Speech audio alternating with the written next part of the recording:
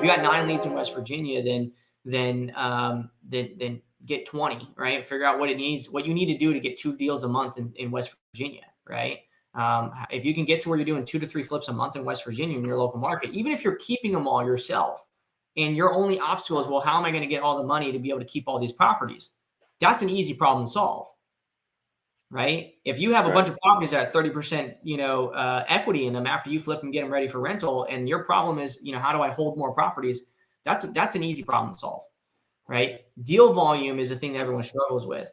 So don't necessarily think about one market versus the other market. Follow what's working for you, okay? And then once you consistency in that and it's predictable, and you remove that intrusive thought of not getting deal flow, now we can replicate this because we have something that's steady.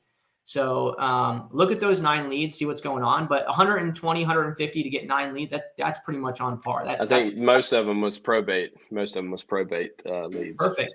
So focus on probate, and then probate's beautiful because what's beautiful about probate is people continue to die all the time, right? So and so what happens is once we get caught up with all that data, all that probate data, now we can figure out how much probate data can we bring in on a weekly basis, brand new in our market, and we can build really predictable business. Because if I know that on a monthly basis I'm going to get 100 new probates, great. If I know it takes 100 prospects to get 3 leads in probates, then I know every single month I'm going to get 3 leads. And if I know it takes 10 leads to get a deal, then I know every quarter I'm going to get a probate, flip, for example, right? And so that's the kind of predictability we want to build. But we got to understand, how many human beings how many prospects, how many correct numbers do we need in order to get a lead, and how many leads to get a deal. So I would focus on West Virginia, dude. I would look at that data, 120 to 150 correct numbers to get 9 leads is good. Like that's fine. The question is how many now leads to get a deal from those. Well, some of those probates were where we just started. Obviously, I went back and pulled some of them, so some of them was getting caught up. So we had kind of a surplus of probates. My market's pretty small. Probably I market in 4 different counties here, just to be able to get enough data kind of to find a motivated seller. We probably have 100 to 150,000 people in the 4 counties that I market to. So finding or getting enough probate data per month. Sometimes we get a decent amount. Other times it's kind of dry.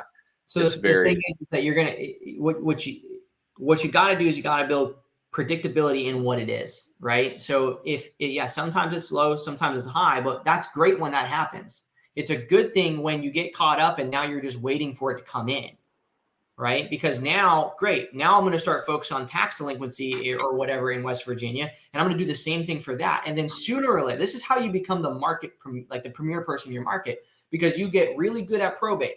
Now probate's locked in. I'm just waiting for the data to come in. As soon as it comes in, our SOP fires. We market to those people. The people that we don't reach get continuous direct mail, and we get our deals, and boom, I know that every year I'm going to get 10 deals from probate, let's just say, right? And I'm doing the same thing with tax delinquency. And then, cool, I got that locked in. Now I'm going to do the same thing with code enforcement. And slowly but surely, you start being really good at all, like say your top 5 vexations. And it's not about probate being the number one thing that is making you the $1 million a year. It's about having everything right. Now, some people in some markets they can focus just on probate and they could, crush it because there's a really huge population. But those people, what they end up doing is they don't only focus on probate, they focus on all this other shit. And then their businesses don't have sustainability and reliability because they're not just, the probate kings. And so you're in a really good position. The fact that you have the capability to become so much easier market, resilient. Right. And so what you need to do in West Virginia is you need to be that person in probate. You need to be that person in tax, you need to be that person in code enforcement, and then focus really heavily on branding. Right. And once you get all that locked in, be known as Dylan Good's company being the #1 company, premier company to buy properties from in West Virginia, especially in those 5 counties.